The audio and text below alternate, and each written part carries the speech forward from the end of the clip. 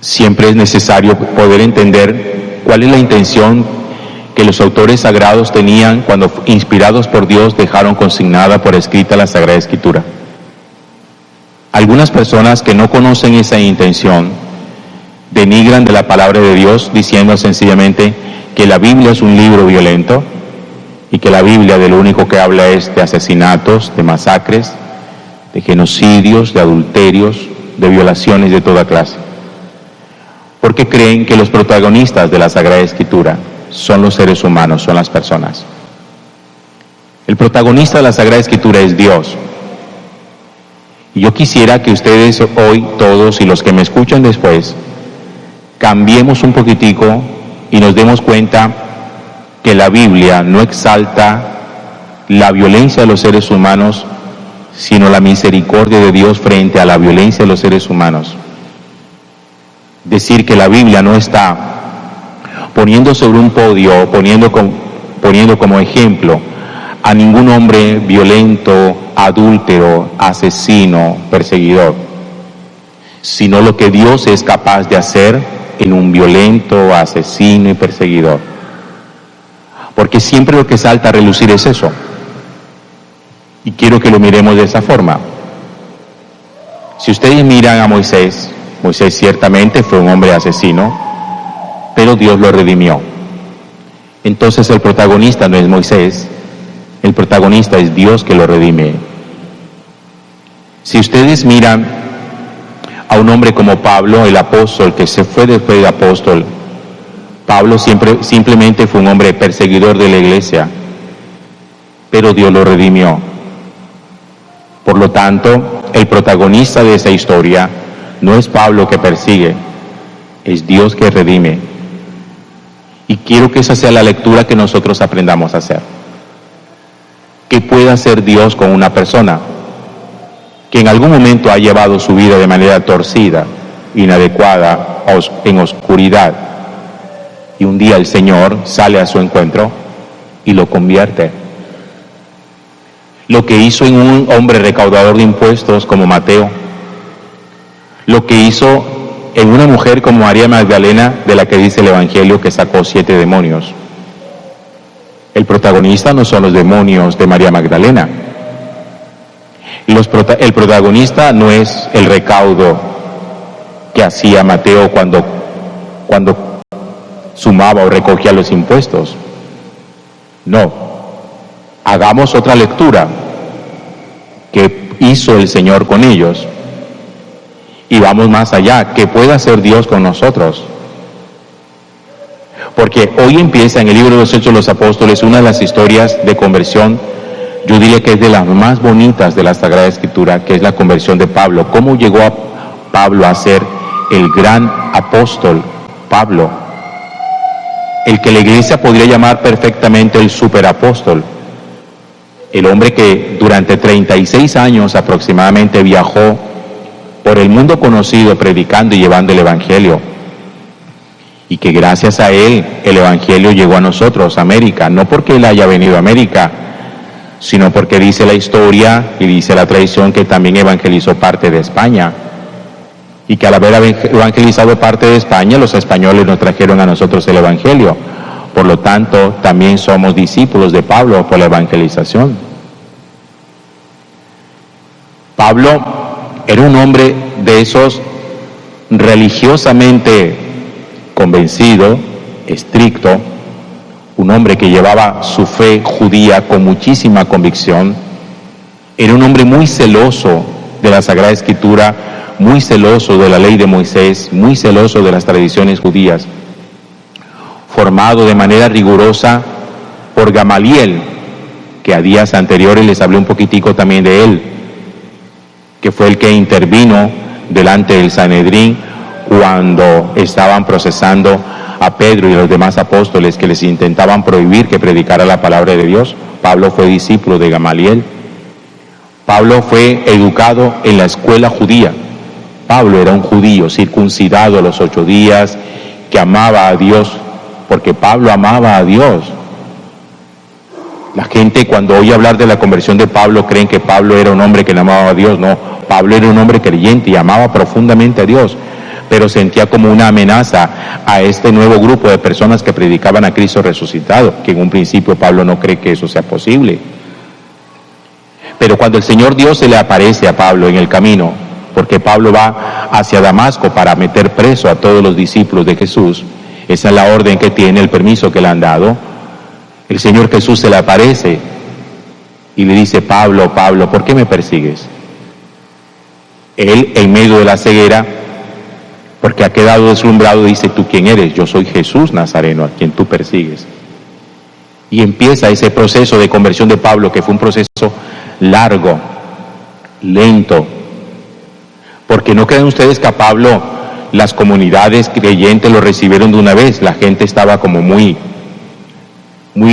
temerosa, temían que Pablo fuera lo que nosotros llamamos hoy un infiltrado, alguien que se hiciera pasar por cristiano para saber dónde estaban los cristianos y meterlos presos. Por eso en un principio son celosos y dicen: uy, este no es Pablo el que perseguía, este no es Pablo el que hacía meter a la gente a la cárcel, este no es Pablo el que iba camino a Damasco. ¿Será que de verdad se convirtió? Y cuando el Señor Dios empieza el proceso de conversión de Pablo, pone a gente a su lado que le ayude. Pablo no hizo proceso de conversión solo. Puso Dios gente a su lado para que le ayudara. Los procesos de conversión no los hacemos nosotros solos. Siempre necesitamos que nos ayude a hacer camino. ¿Y quién le puso Dios a Pablo para este proceso? Un hombre llamado Ananías. Lo narra hoy el libro de los Hechos de los Apóstoles. Y dice el texto que el Señor Dios se le aparece a Ananías y le dice: Ananías, levántate, ve a la calle llamada Recta y pregunta por un tal Saulo de Tarso. Está orando, ve e imponle la mano para que recobre la vista. Y ese Ananías, también temeroso, le dice: Señor, he oído mucho hablar de ese individuo y del daño que ha hecho a nuestra gente, y que tiene autorización para llevarse a todos los que invocan tu nombre. Ananías le expresa al Señor su temor. Este no es el que persigue. Y el Señor le dice: ve, que ese hombre es un instrumento elegido por mí para llevar mi nombre a pueblos y reyes, a los hijos de Israel. Tú tranquilo, ve y acompáñalo. Son varias cosas que nosotros podemos tener en cuenta. Primero, nuestro primer encuentro personal con el Señor. Segundo, el proceso de acompañamiento que Dios nos hace a través de otros seres humanos, de otras personas, para que seamos capaces de perseverar en el camino. Si Pablo hubiera pretendido hacer su proceso de conversión solo, nunca lo hubiera logrado. Pablo necesitó de la ayuda de las otras personas. Yo todavía no entiendo, supongo que es por desconocimiento de la Sagrada Escritura, cuando hay gente que cree que no necesita de los demás para acercarse a Dios ni para amar a Dios. Y lo dicen así: yo no necesito de nadie, yo aquí solito. Eso no es verdad, eso no es posible. Nadie puede hacer solo un camino en el Señor. Se necesita siempre compañía, siempre se necesita la compañía. Y Dios le pone a Pablo la compañía de Ananías. Y Pablo empieza todo este proceso precioso de conversión en su vida y pasa de ser de un perseguidor a ser un perseguido.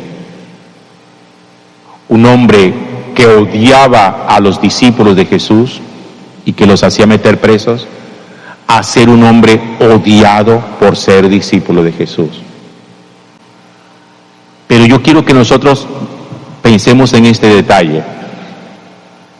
Si Dios fue capaz de redimir a un hombre como Moisés, que era asesino, y lo puso a salvar a su pueblo, si Dios es capaz de redimir a una mujer como María Magdalena, de la que saca 7 demonios, como quien dice, era una mujer que estaba poseída por el mal en su totalidad, y la hace testigo primaria de la resurrección, porque fue a ella, de la que sacó 7 demonios, quien primero lo vio resucitado.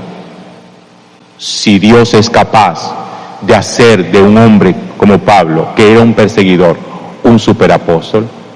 Pregúntese, ¿qué no podría hacer en usted y en mí?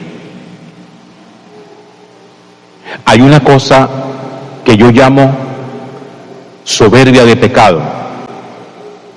¿Qué es la soberbia de pecado?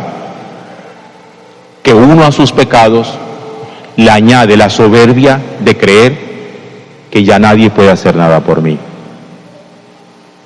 Hay gente que hace juicios sobre sí mismo, pero son juicios decisivos y condenatorios, donde cree que su pecado es superior a cualquier cosa y que por encima de su pecado no hay absolutamente nada.